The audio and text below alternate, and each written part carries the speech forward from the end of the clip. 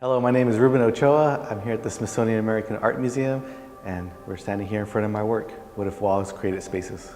So the artwork that you see behind me is a photo lenticular documentation of a public intervention I did in Los Angeles on the I-10 freeway, eastbound, which got funding from Creative Capital Foundation to wallpaper the freeway of LA. I went around and photographed all the surrounding vegetation throughout the freeways of LA. From a 4x6 photos, I comprised of a few and created a larger composite.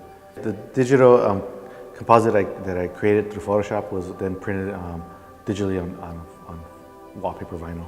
I had to find someone that was certified to wallpaper the freeway of LA, which there's no one that wallpapers the freeway.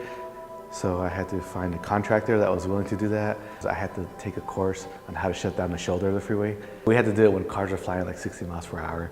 And we had this like cones set up, and we would scale the wall up and down with ladders. There's so many freeways in that area. They actually call it the malfunction junction. When these freeways were put up, it would cause contention.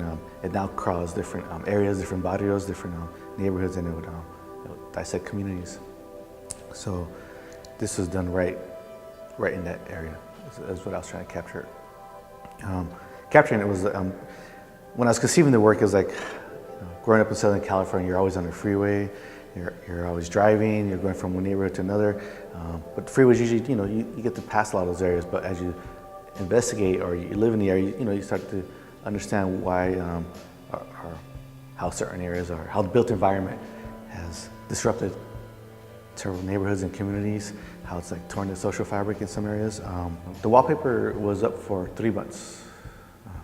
So for me, conceptually, it was like, I want to document this intervention. So I was like, how do I activate a photo on the wall? And the lenticular was it. What is a lenticular? The best way I describe it is, I don't know who eats Cracker Jacks anymore, but back in the days, they had Cracker Jacks, and they used to give these little like holograms. When you look from one angle, you see one part of the image. That as you walk back and forth, you see the image transition. I look at the work as an investigation. So, what if walls created spaces?